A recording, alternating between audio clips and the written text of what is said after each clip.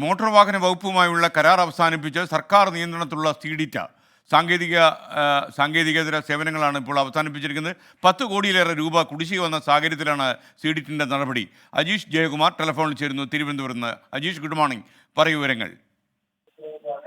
Good morning SK. ഈ motor വാഹന വകുപ്പും CDTുമായുള്ള ഈ ഫെസിലിറ്റി മാനേജ്മെന്റ് സർവീസ് കരാർ 2021 ജനുവരി 31-നാണ് നേരത്തെ അവസാനിച്ചത്. തുടർന്ന് സർക്കാർ ഒരു ഉത്തരവ് പുറപ്പെടുവിച്ചതിന്റെ അടിസ്ഥാനത്തിൽ താൽക്കാലികമായി CDT തുടർന്നും സേവനം നൽകുകയായിരുന്നു. എന്നാൽ കഴിഞ്ഞ 9 മാസത്തിലധികമായി CDT നൽകുന്ന ഈ സേവനങ്ങൾക്കുള്ള പ്രതിഫല തുക മോട്ടോർ വാഹന വകുപ്പ് നൽകിയിരുന്നില്ല. ഏതാണ്ട് 10 കോടിയോളം രൂപ കുടിശ്ശികയുണ്ടെന്നാണ് മനസ്സിലാക്കുന്നത്. ഏതാണ്ട് സംസ്ഥാനത്ത് മൊത്തമായി തന്നെ ഏതാണ്ട് 200-ലധികം കരാർ ജീവനക്കാർ, അതായത് പ്രോജക്ട് ജീവനക്കാർ CDTനായി ഈ മോട്ടോർ വാഹന വകുപ്പിന്റെ വിവിധ ഓഫീസുകളിൽ ജോലി ചെയ്യുന്നുണ്ട്. അത് ഈ കമ്പ്യൂട്ടർ മെയിൻ്റനൻസ് അടക്കം നെറ്റ്വർക്ക് ഓപ്പറേഷൻ അടക്കം പലതരത്തിലുള്ള സേവനങ്ങളാണ് CDTയിലെ പ്രോജക്ട് ജീവനക്കാർ നൽകി വരുന്നത്.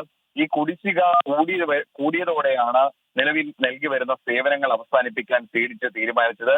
ഇത് സംബന്ധിച്ച ഒരു കത്ത് ട്രാൻസ്പോർട്ട് കമ്മീഷണർക്ക് CDT ഡയറക്ടർ അയക്കുകയും ചെയ്തു. ഈ കുടിശ്ശിക എത്രയും പെട്ടെന്ന് നൽകണം. ഒപ്പം തന്നെ ഈ പഴയ 2012 കാലഘട്ടത്തിലുള്ള നിരക്കാണ് ഇപ്പോഴും ഈ പ്രൊജക്ട് ജീവനക്കാർക്ക് നൽകി വരുന്നത്. ഇത് പുതുക്കി 2022-ൽ ഇവർ നൽകിയ നിർദ്ദേശം അനുസരിച്ചിട്ടുള്ള പുതുക്കിയ നിരക്ക് നൽകണമെന്നും CDT ആവശ്യപ്പെടുന്നുണ്ട്.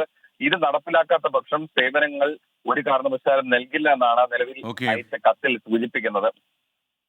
Okay, thank you, Ajish Jayagumar. Benny Sebastian ചോദിക്കുന്നു, SK, can you inform us how much fund raised so far for Wayanad mission through 24 app എന്നാണ് അദ്ദേഹം ചോദിച്ചിരിക്കുന്നത്. നമുക്ക് പ്രേക്ഷകർ മാത്രം അയച്ച ഫണ്ടാണിത്. 9,116,000 രൂപ. നമ്മളിപ്പോൾ യഥാർത്ഥത്തിൽ നമ്മുടെ ജീവനക്കാരുടെ കളക്ഷൻ നമ്മൾ എടുക്കുന്നുണ്ട്. അപ്പോൾ പിന്നെ ഒരു ബുദ്ധിമുട്ട് പറയുന്നത് ഈ 24 ആപ്പ് ചില ആളുകൾക്കൊന്നും ഡൗൺലോഡ് ചെയ്യാൻ കഴിയുന്നില്ല. അതുകൊണ്ട് എന്ത് വേണം, അതിനാണ് ഒരു തീരുമാനം നമ്മൾ എടുക്കുന്ന. നാളത്തെ മോർണിംഗ് ഷോയിൽ പറയാം. എൻ്റെ കുടുംബം വയനാടിനൊപ്പം പദ്ധതിയിൽ പ്രേക്ഷകരിൽ നല്ല സ്വീകരണമാണ് ലഭിച്ചിട്ടുള്ളത്. അതുപോലെ ചിറ്റലപ്പള്ളി ഫൗണ്ടേഷൻ്റെ 3 കോടി രൂപയുടെ സഹായം നമ്മൾ സെപ്റ്റംബർ 1-ാം തീയതി എന്തിനുപയോഗിക്കുമെന്ന് പ്രഖ്യാപിക്കും. അപ്പോൾ അങ്ങനെയുള്ള നല്ല സൽക്കർമ്മങ്ങൾ ചില ആൾക്കാരൊക്കെ, അതുപോലെ ഒരു കർണാടകത്തിൽ നിന്നും ചില സഹായങ്ങൾ വരുന്നുണ്ട്. അപ്പോൾ ഇന്നലെ രാത്രി 12 മണി വരെ ലഭിച്ച തുകയാണിത്. ഇത് പൂർണ്ണമായും ട്രാൻസ്പെറൻ്റ് ആയിരിക്കും. ഇതിൻ്റെ വരവ് ചെലവ് കണക്കുകളൊക്കെ തന്നെ വെബ്സൈറ്റിൽ പ്രസിദ്ധപ്പെടുത്തുകയും ചെയ്യും. ട്രാൻസ്പെറൻസി 100% ഉറപ്പുവരുത്തും.